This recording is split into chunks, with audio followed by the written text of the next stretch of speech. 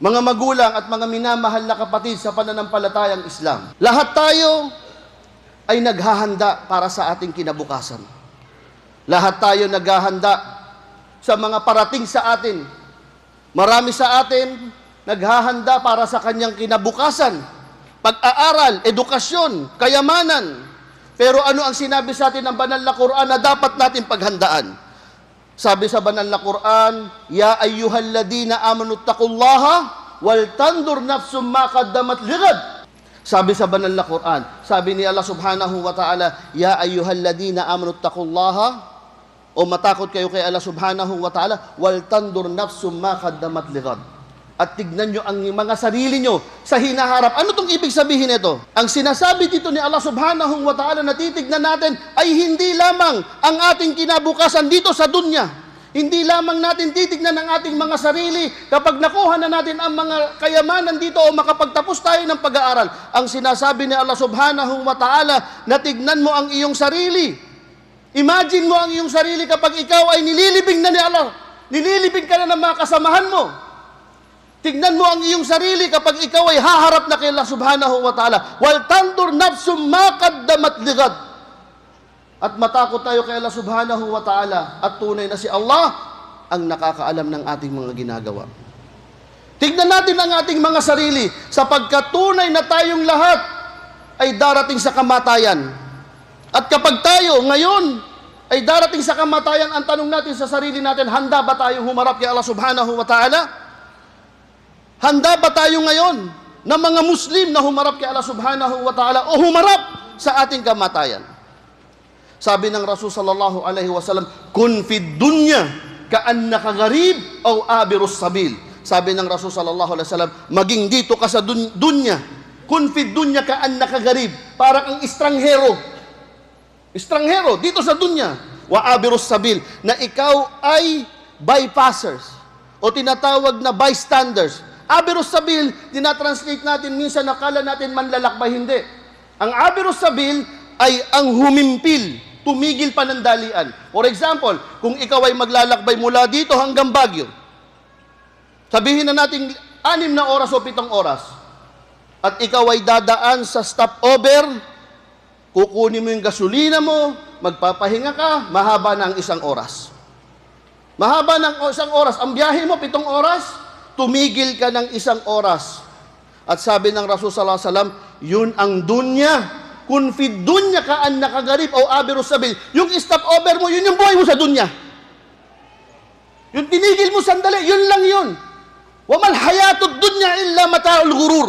Wala itong dunya na to at panandalian lamang. Ang nakikita nating saya at ginhawa dito ay panandalian.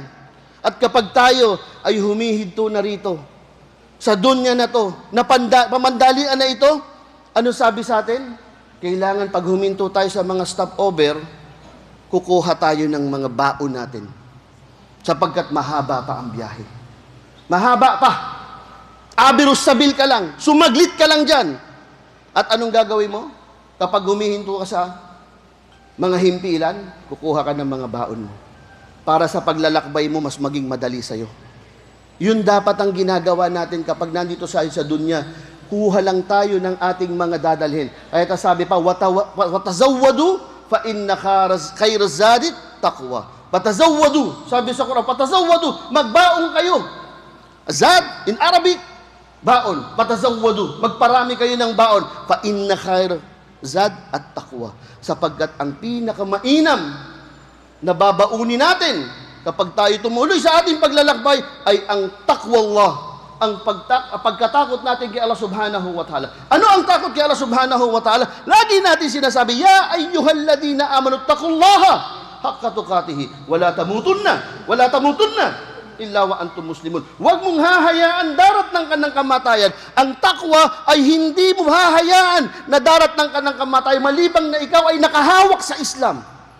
Maliban na ikaw ay isang tunay na Muslim na ginagampanan ang responsibilidad mo bilang isang Muslim. Ang takwa, ang sabi ng mga ulama, ito ay ang pag-iwas mo sa mga masasamang bagay at pagsunod mo sa mga pinag-uutos ng pananampalatayang Islam. Ito ang takwa.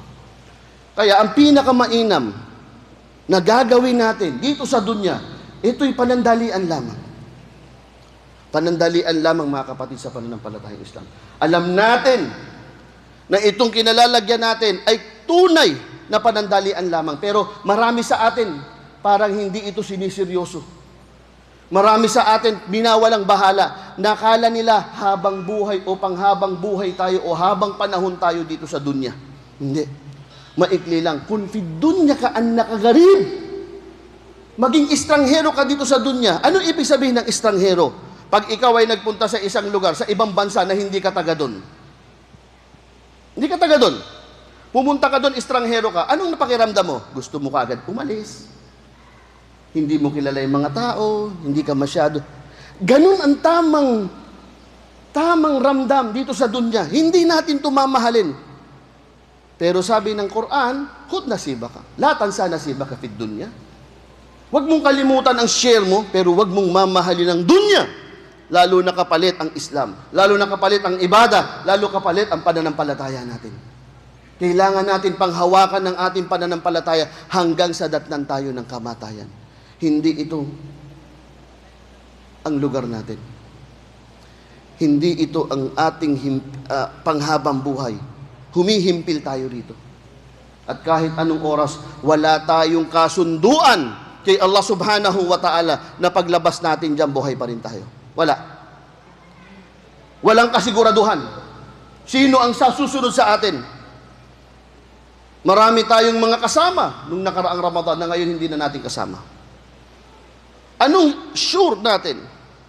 Bukas makalawa, sino ang mawawala sa atin? Pero, kung tayo ay nagbaong patsazawadu ng takwa kay Allah subhanahu wa ta'ala, magiging magaang sa puso natin ang paglisan natin. Kung tayo ay magiging totoong mga Muslim, tunay na mga Muslim, ay insyaAllah, tayo ay aalis dito sa dunya para ipagpatuloy ang ating paglalakbay nang meron tayong panatag na loob. Pero kung tayo ay sumusuway, tayo ay lumalabag, tayo yung kabilang na para bang ayaw umalis dito sa dunya. Oo, natatakot tayo. Pero kung tunay kang mananampalataya, paghahandaan mo to. Ang paghahanda rito sa pamamagitan ng takot kay Allah subhanahu wa ta'ala, sa pamamagitan ng pagsunod sa kanyang mga pinuguutos. Kaya iduan natin kay Allah subhanahu wa ta'ala na palagian niya tayo na ilagay sa tuwid na landas. Iduan natin kay Allah subhanahu wa ta'ala na huwag tayong daratnan ng ating kamatayan maliban na tayo ay nasa mabuting kalagayan. Nasa kalagayan tayo mga tunay na mga Muslim. Idua natin kay Allah subhanahu wa ta'ala at pagkatapos nating idua, ay hindi tayo titigil doon. Pagkatapos natin magdua, ay gawin natin ang lahat ng ating magagawa para mapanatili natin na tayo ay mga tunay na mga Muslim. Ito ang sinasabi sa atin ng banal na Quran. Wa'atasimu bihablillahi jami'an. Humawak tayo sa lubid ni Allah subhanahu wa ta'ala. Ito ay ang Islam. Ito ay ang sunnah ng Rasul sallallahu alaihi wasallam. At iduan natin kay Allah subhanahu wa ta'ala sa mga bawat tao na nawawala sa atin. Mga bawat tao na kinukuha sa atin ni Allah subhanahu wa ta'ala, nawa ito ay mapunta sa kalagayang pinakamainam sa piling ni Allah subhanahu wa ta'ala. Dua natin kay Allah subhanahu wa ta'ala na ibigay sa atin ni Allah subhanahu wa ta'ala ang tagumpay dito sa dunya at sa akhirah. Idua natin kay Allah subhanahu wa ta'ala na ibilang niya tayo sa mga tao na aalis dito sa mundo at tayo ay nagampanan natin ang ating obligasyon kay Allah subhanahu wa ta'ala. Wa aqulu qawli hada wa astaghfirullah li wa lakum wa lisa'il muslimina min kulli dhanbin fastaghfiruhu fa innahu huwal ghafurur rahim.